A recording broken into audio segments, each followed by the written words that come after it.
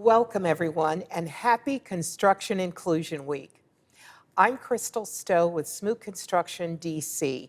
As a proud member of the Construction Inclusion Week National Steering Committee, I'm thrilled to be your host as we kick off the 5th anniversary of Construction Inclusion Week with a critical conversation on opening doors to construction careers.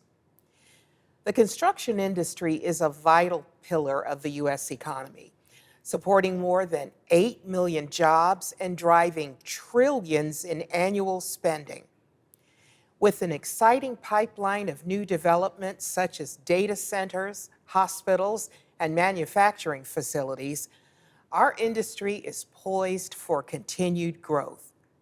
Yet we face a significant challenge. There aren't enough skilled trade professionals to meet future demands, especially as more than 30% of our current workforce is expected to retire over the next decade. To support the opportunities ahead and continue to provide the assets and infrastructure that help our communities thrive, we need to cultivate a new generation of builders. This isn't a problem for just one part of our industry to solve. It's a collective challenge that will require us to work together to solve. When viewed through another lens, it's also an incredible opportunity to tap into new talent pools, expand our pipeline, and create clear pathways to meaningful careers for people from all backgrounds. A career in construction offers a promising future and life-sustaining wages, but attracting people to the industry requires more than just these benefits. To attract and retain top talent, we must foster a respectful and welcoming environment where individuals from all backgrounds feel welcome, respected, and can thrive. As we celebrate Construction Inclusion Week, we are excited to bring collective focus to this work. For today's discussion, we've gathered leaders from across the construction ecosystem to share insights on how to close the growing skills gap, potential barriers to entry, the value of collaboration, and the importance of purposeful partnerships in attracting and retaining the next generation of construction professionals. Our goal is for you to walk away with a deeper understanding of the challenges and, more importantly, a clear sense of what you can do to make a difference. With that, let's dive in. I want to start with some brief introductions of our panelists. Joe Dabbs is a recently retired business manager with the International Brotherhood of Electrical Workers, IBEW, Local Union 26. A first-generation electrician, Joe worked in the industry for 44 years, serving in a variety of roles, including field operations, recruitment, and financial secretary, and recently retired as the Local 26 business manager. Thank you, Joe, for being with us. Keisha Bosby has worked in the construction industry for just over 3 decades. In her current role with J.E. Dunn Construction, Keisha is focused on small business inclusion and community engagement, including exposing youth to career opportunities in the construction industry. She is responsible for developing Construction Workforce Industry Day, a skilled trade expo hosted each summer to reach communities about career opportunities in construction. Keisha, glad to have you as well. Jeff Eskins is a 3rd-generation pipe fitter in Washington, D.C. Jeff joined the trades right out of high school, starting as an apprentice and working his way up. He has taken on roles of increasing responsibility with Southland Industries, a national MEP building systems expert, over the last 14 years, and currently serves as the Vice President of Field Operations in the company's DC Metro office. We're glad to have you, Jeff. Thank you. And Tanya Barachi is the Director of Education and Workforce Initiatives for the Federal City Council, a nonprofit organization that works to improve civic life in Washington, D.C. through community-based change and partnerships. Tanya leads the organization's efforts to implement system change that will establish, grow, and sustain opportunities for DC's youth of color, connecting them with good jobs through industry-led talent pipelines such as DC Builds DC, an employer-led construction sector partnership focused on helping DC residents enter the construction industry. With that, welcome everyone, and thank you for taking the time to join our conversation today. So, our first question, and I'm going to start with Joe. The conversation around our industry's talent gap is intensifying. The need for skilled labor is greater now than ever before. That is the driving force behind our focus and work this year with Construction Inclusion Week and the impetus for our conversation today. So, Joe, what is your perspective on the state of the skilled labor market today? So the skilled labor market today, it's supply and demand. So we know we have a lot of people retiring, a lot of people have retired, so we need to replace that gap in the skilled trades workforce, which is very important. Right now in the industry, what you have going on is it's a lot of technology driven that's applying pressure to the industry. So new technology is asking us to rebuild current infrastructure. So the country's going through a big rebuild of infrastructure. So we have new buildings being built that's being driven by technology. We have current buildings that are being redone because of the new technology. All of this together, as well as rebuilding the infrastructure as a whole across the country, is putting a huge demand on the skilled trades because everything's happening at one time. So that's where we're at right now. And Tanya, what are you seeing from your perspective? Yeah, I think Joe said it best with firsthand experience, but it also bears out in the numbers. In DC, for example, there's currently only 1,400 DC residents working in construction, but for the new football stadium build for the Washington Commanders, for example, it's estimated that they'll need over 14,000 new skilled trades workers. So there's definitely a lot of gap to build up to that demand. Where I stand, it can be difficult to create that connection for young people and adult job changers to really get prepared and then step into the industry. So Jeff, I want to turn to you, and from your perspective, what is the single biggest misconception about a career in the skilled trades? And how can we collectively change that? Yeah, I think there's a huge cultural bias against, the construction trades. I think, coming up through high school and everything, I was always told, you need to go to college. What are you doing? What college are you going to? When I think in reality, that's far from the truth. I think you can join a trade and be just as successful in, the trade, the industry. It's high paying, benefits for the job. You could, like you said, you could just be just as successful joining a trade than going to college. And Keisha, from your perspective, misconceptions about the industry? No, same. I'd echo everything he said exactly. And interesting enough, we've just seen a lot of that information come from parents even to the students.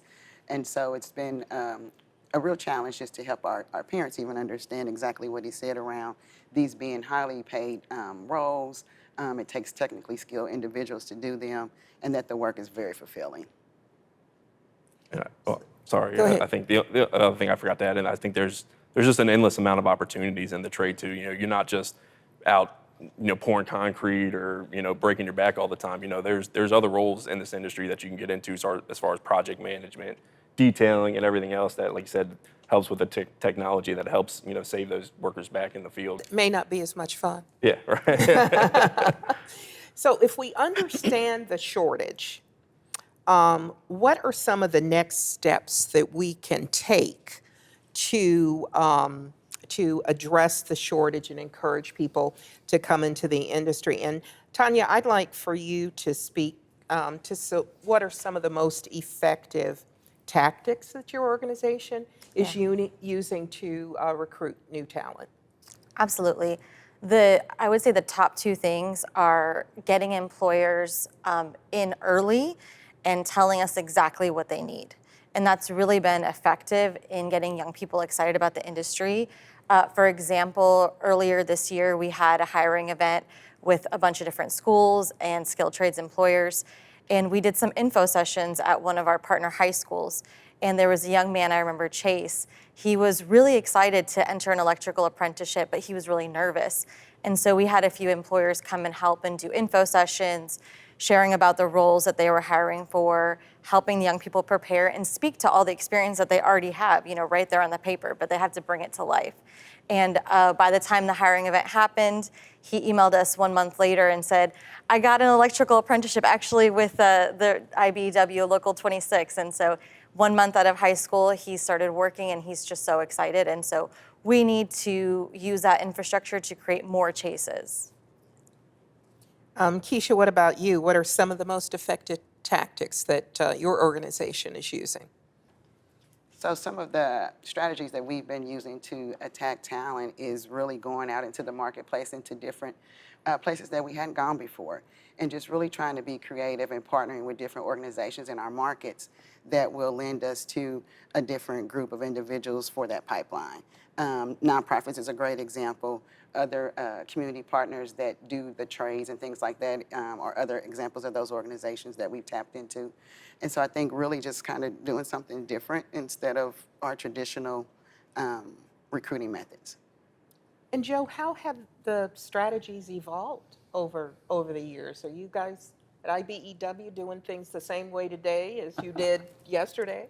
Sometimes we do, but it's evolved quite a bit. I was just thinking, listening to the responses here. So we used to do a lot of radio advertising. Now we do a lot more digital advertising, just to reach the masses through the phones that everybody uses. And that's pretty amazing how that works. We focus heavily on the middle schools, the high schools, the community colleges. And you really want to try to get down to the parents to share with them the information that we have about the benefit structures and the wages and the health insurance. So that really grabs the attention of the parents. And, like the young man Tanya just spoke about, you get into the apprenticeship and that young person can, put a little bit of time in and, tell their parents, it's like, I have my own health insurance. That's pretty good, at a really young age, right out of high school, just like Jeff. I mean, you're up and running. No debt, you're getting a free education, and you have a career path. It's fabulous. Yeah. So let's continue to talk about the trade unions. And Joe and Jeff, unions have a strong history of training skilled craftspeople. What are you doing to modernize your recruitment efforts, your training programs, and how big of a key is retention? And Jeff, I want to start with you. When we bring, newer people in that, aren't coming up through the trades or they've organized in, we tend to place them with somebody that's been with Southland, experienced person. That way they get a welcoming experience when they come in, and then they have that mentor to kind of help them, guide their way through and learn how, we do things and get caught up to speed a little quicker once they get in the industry. And Joe, when you have your modernized recruitment efforts, your updated training programs to meet the technology challenges of the industry, but as a part of that, how are you also addressing the misconception or the perception that unions are not for everybody? Well, that may have been a long time ago. I mean, it's changed so much now.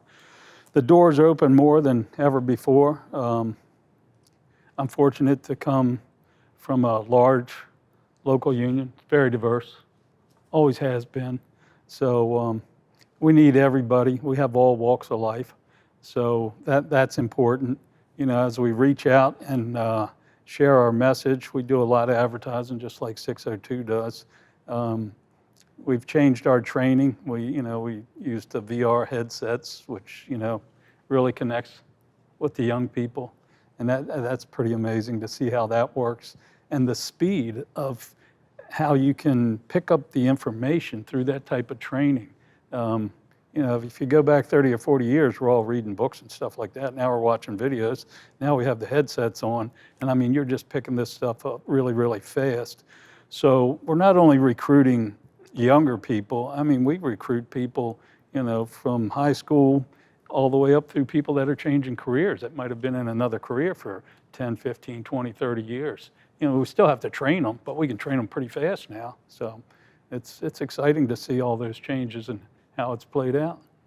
And Keisha and Tanya, speak to this tech-savvy generation, and how do we appeal to them that careers in construction are a great way for them to apply their interest in technology?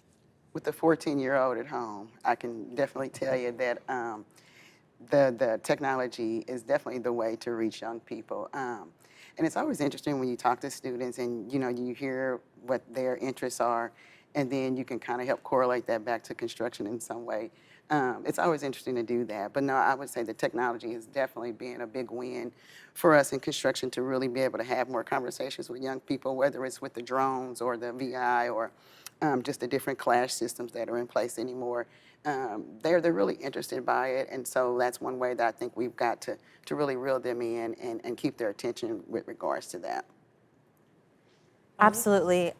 We recently had a subcontractor come in and show some of the students some of the 3D software modeling that they use, to build out buildings, and the students were just like in awe. But it was really great for the teachers as well, because some of the teachers that are teaching in the classrooms, maybe they were in the industry for a lot of time, but now they've been in the classroom for a long time. So it's great for them to see what are the innovations that are happening, so they can show the students as well and kind of convey that message.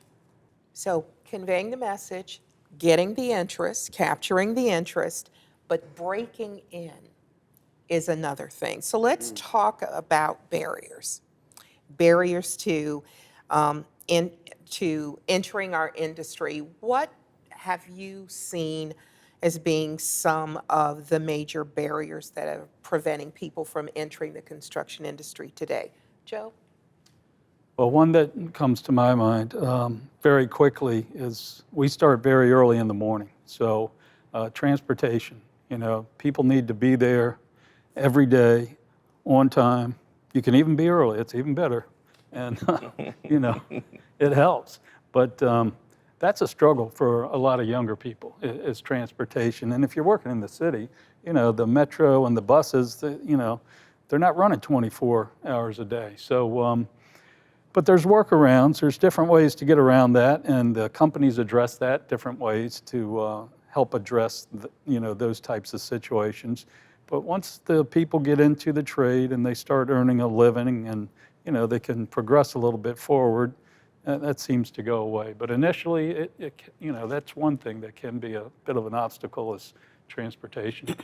I know, Tanya, your organization is working on solutions to those barriers. Want to share some of that with us? Yeah, absolutely. So some of the systemic barriers that you mentioned, transportation, access to childcare, even having some of the critical math and literacy skills that you need for some of the union assessments.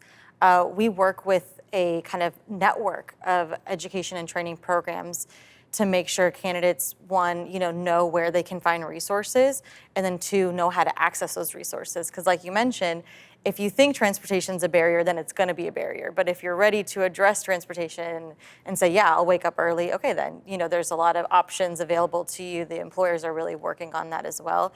So it's really just about making sure people know what's available to them in terms of those barriers systemically. Jeff, what do you think? Yeah, I think I don't think a lot of people know that the trades are out there, I guess. Even me being a third generation pipe fitter, I couldn't tell you what a pipe fitter was until the day I joined the trade. So just getting that knowledge out there, showing them, what their pay scales are going to be as they incrementally grow through the apprenticeship and the benefits that are associated with it. I think once they see that, they're it's a whole different mindset of why they want to join a trade. Keisha? Everything that was said, I'm glad that we've put these things in place with regards to the resources to help with childcare and things like that and transportation. However, I feel like our industry still has a little bit of ways to go with regards to culture and just understanding, like what you mentioned earlier, that those new people are going to need a little bit more hand holding. And so I think just to be a little bit more gracious to the new people on site, and to help hopefully eliminate the last on, first off kind of impression that I think a lot of new people to construction have. So again, I'm really grateful for all the things that have been put in place in our industry because we've come so far, and we're looking much better than we did 30 years when I first started in the industry. But I think just having some grace with new people on site so that they get those welcoming arms and have that chance for success. I'm glad you mentioned the welcoming arms because no one does this alone, right? We all need support. Every one of us, when we started our careers, needed help and support. So in order for us to move the needle where the construction labor shortage is concerned, we need to work together. We need to work collaboratively. We need to work in partnership with each other. So can each of you share an example of a successful collaboration between a contractor, a union, an educator, or a community organization that has really had a significant impact? Joe, you want to start us off? Sure, yeah. We work real close with the District of Columbia and the programs that they have. They've asked us to provide certain things to help the young workers. The trades, like the pipe fitters, they train the people to be pipe fitters. We train people to be electricians. So our conversation with them is, we're happy to help, but we're built to do a certain thing. So that's where we reach out and we partner with all these different organizations throughout the community, which it just makes you stronger because now you're getting all this support, that the younger people need, but the unions can't necessarily provide. So we'll provide the training and the career path and the health insurance, the pensions, the annuities, all of that stuff, continuing education, tutoring. We do all of that. Our companies we're right side by side with our companies if somebody has an issue with transportation or something else. So they're there to help as well. But I think what's really made us stronger over the last, 5 or 10 years is our partnerships with other faith-based communities that can provide, the soft skill sets and services that younger people need to, help them get their feet underneath them and make them successful. So Tanya, what does it look like from your perspective, building that partnership? Yeah, absolutely. One of the misconceptions in the industry sometimes is that it's not welcoming to job changers, let's say. So we have a couple organizations that work with justice impacted individuals who are returning citizens. And so we, they've had trouble in the past finding employment. And so we have found a couple subcontractors who are saying, yeah, we definitely are eager to hire, second chance citizens, and we're definitely eager to hire returning citizens. And so they've been really intentional about making sure that whenever there is someone who's looking for employment in that realm, they've answered the call and they've hired those individuals.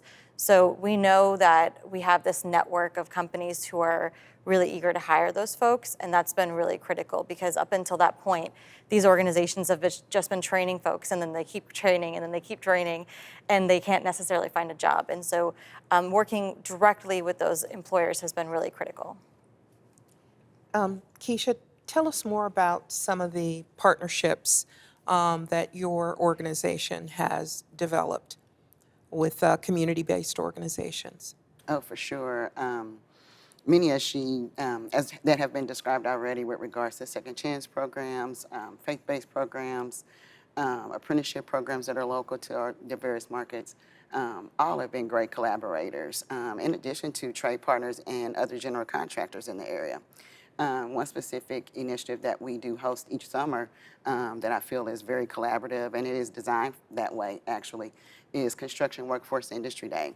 And that is the Skilled Trades Expo, where we purposely seek out our partners in the communities to help us host and put on this expo. So we're reaching out again to our different union skilled trades reps. We're reaching out to other general contractors. And most recently, we actually hosted Industry Day in Omaha, Nebraska over Labor Day weekend with some of our partners from Mortensen, Turner Construction, and some of the local skilled trades and nonprofits in the area like Urban League. So again, to help with some of those soft skills and wraparound services that have been mentioned. So initiatives like that are super important. We need the community and everyone to know that we are united in this effort to really build the pipeline for construction. And so yes, definitely leaning on our local partners to help do that. Yet sometimes, despite our best efforts, attrition rates are high. Workforce development or apprenticeship programs can experience high turnover, churn, and that's very disheartening for all of us, given the amount of time and effort and resources that we often spend. Just because an individual completes a program doesn't ensure their success in the industry. They may get in and decide that it's not for them. But for, I think, all of us, we view retention as being an accurate barometer for success. So let's talk about the strategies that you're using to increase greater candidate placement, to increase the retention rates in our industry. And Keisha, I want to go back to you for that. Sure. Retention, to your point, is huge. And something that I stand a lot on is getting people from apprenticeship status to journey status. I think that's the most important thing, because that's when an individual is most self-sufficient and then can take that skilled trade and do whatever it is that they like to with it. One program that we've invested in most recently and that I'm really excited about, because I think it does just what you mentioned, is retain individuals to the trades, is the STAR program. And STAR stands for Skilled Trades and Readiness Program. And very collaborative, again, to your point, with other trade partners and GCs. But it's a pre-apprenticeship training program. It's 5 weeks long. Individuals receive a stipend. But most importantly, we've got the buy-in from a community of trade partners and GCs that will hire those individuals and retain them. Really proud to say that the program so far has an 82% retainage percentage. Very diverse background to include people of color and women, purposely recruited for that. But again, the retaining piece is super important, and the village that has come together to agree to hire those individuals and keep them employed so that they can reach journey status is very unique. We only recruit and retain, we only recruit to the number of individuals that are needed. And so again, to your point, we're not overtraining and over-promising to a community and creating, a little disappointment there. So that's a model that I think is working well, and one that I'm glad we're able to share with some of our industry partners. Jeff, I don't know if you ever thought about quitting on your journey, giving it up. But what are some of the things that you think are important where retention is concerned? So at Southland, again, I think we talked about it a little earlier, but welcoming people, is huge.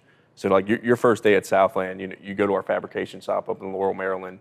You get a safety training there, but you also get a history of Southland, our core values and where we came from as a company. So I think that speaks a lot, volumes to the people. They're getting lessons from the company they're going to work for. And then after that, you go to the job site and you get a job briefing there from your foreman and safety and superintendent. So you're almost getting a welcoming feel there, and it's not just, oh, okay, you're going to go work with so-and-so, So we really, like I said, we try to welcome everybody in. They can ask questions about the job. So that just, like I said, hits me pretty good. So. And Joe, what's been your experience with strategies for retention? So some of our strategies are, we have people within the school systems that are IBEW people that, they're teaching the curriculum They're talking to the students about the career opportunities. With the change in the industry, a lot of these big shops now have prefab shops. So we'll take the younger students and give them the opportunity in the summers to work in the prefab shop so they get some exposure and some experience, see if they really like it. We've had a summer helper program in our union for years, way before I was around. So during the summer, you can actually go work for one of the contractors, be out on the job site, and see if you like that experience or not. You know, and yeah, there's turnover, but at the same time, there's turnover in other industries because we're bringing, you know, transitional people in from other careers that, you know, they tried whatever, and whatever path they took, it wasn't for them, and then they come to the construction industry where there's just so many opportunities. You're working with your hands, you're outside, you can see what you're building, and it's fulfilling, and they just love it. So something else, Keisha, that I would like for you to talk about are some of the other things that are working, and you're on the job site. There are people that you may see on day one, and maybe are not sure if you're going to still see them on day 30.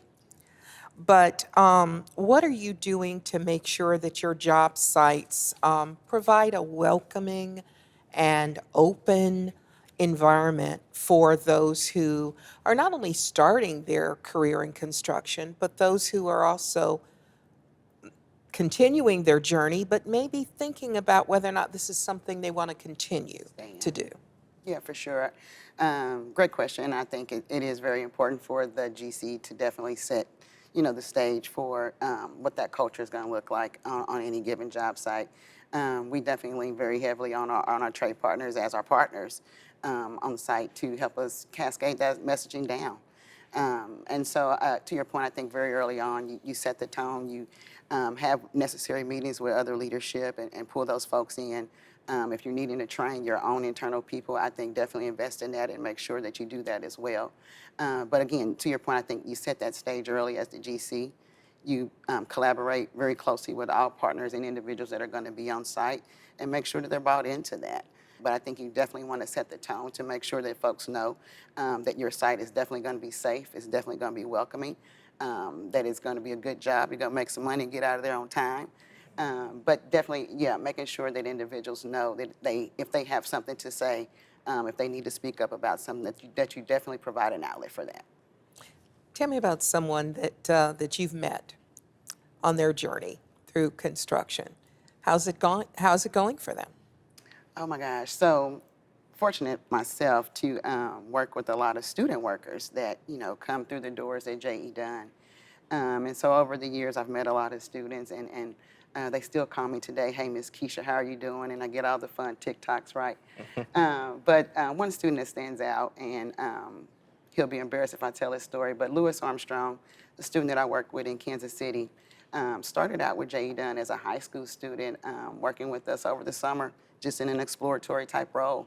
We worked very closely with the local school district there. He loved it, we loved him. And so he got the construction bug. He got bit over the summer with us. And he actually ended up going to K-State University and finishing a degree in construction management.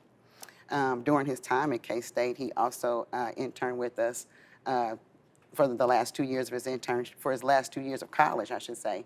And then he was offered a full-time role with J.E. Dunn, where he is still employed with us as a project manager.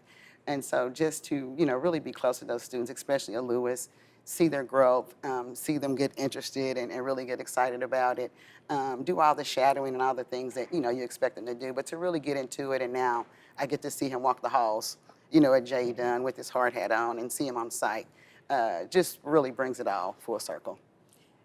That's one story, but I'm sure there are many. Yes. There are many. But to our contractors and subcontractors who are listening in on this conversation today, what are some things you think they could do? I would say, you know, give those younger students a chance. I think we've all kind of said that on the stage today, that we've got to really just start tapping into young people and helping to change, you know, the perception of construction. One program in particular that we developed that really helped us engage more closely with K-12 students, and something that we definitely love to collaborate more with others on, is a program called Building the Future. And so I think that that's one way, again, that all of us together can continue to just to get into those schools, talk to the faculty, help communicate better with the parents, so that everyone does understand that the construction skill trades is a really great path for everyone to get into. Thank you for that. All right, I want to get some rapid fire responses now from each of you. Okay? You ready? Sure. All right. So let's turn our attention to what each of us can do, big or small. Okay? What is one action or insight you hope our audience takes away from today's discussion to help open doors to construction careers? Tanya. I would say that it's going to take all of us. So however you're connected to the industry, whether you have time, whether you have resources, whether you can be a mentor, you have to open that door. So it's on everyone to make sure that we bring up the next generation. Joe, one action or insight? I'll follow up with Tanya. I think, take these people underneath your wing, explain to them what the trades offer. It's a career path, it's financial stability, it's education, a lot of opportunities, and somebody helped all of us. That's true. Yeah. And fun, right, Jeff? That's right. Yeah, I would say break the stigma of the industry. You can, like you said, mentor people, bring people in, show them what it's all about. You can have a great lifestyle doing this kind of work. So, Keisha? I would say just don't ignore the barriers. I agree exactly with what Tanya said. Like, use your influence however you can to really help open the doors for people. And when you open the door, hold it open Hold it so open. someone else can come behind you, right? There you Right? go. So, in one sentence, complete this thought for us today. Opening doors to construction is crucial because. Tanya. There are great careers in this industry, like everyone has said here, and there have been groups of people who haven't had access to those careers.